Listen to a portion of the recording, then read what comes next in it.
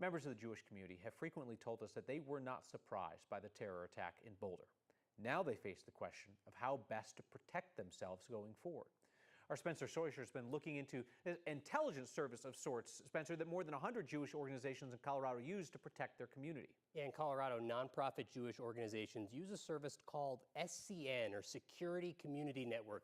It's funded by Jewish Colorado, and a good example of their work, a few months ago, they advised the Denver Run for Their Lives chapter to start doing their walks with an armed guard, which that chapter has been doing for the last few weeks. They're now working with the Boulder chapter as well. It's a nationwide organization that has a strong presence here in Colorado. SCN says it has quite a few former FBI workers who transitioned or retired and started working there.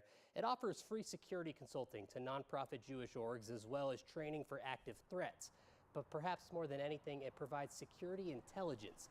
SCN is collecting information frequently, monitoring posts online that could be threatening or consequential for the Jewish community. And then they let law enforcement know about it.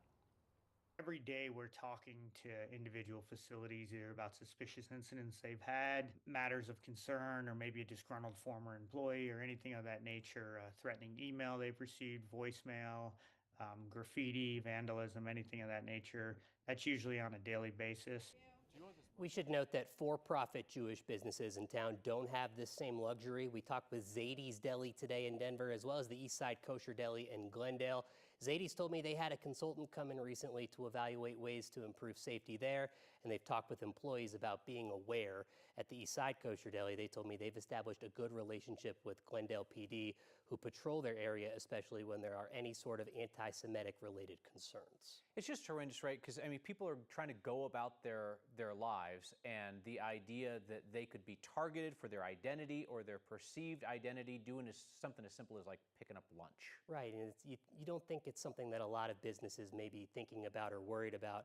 And this is clearly something that people in the Jewish community have been thinking about, and in some cases were worried about. They just didn't know when or where it would happen like it did in Boulder. Spencer, appreciate your reporting on this. Thank you.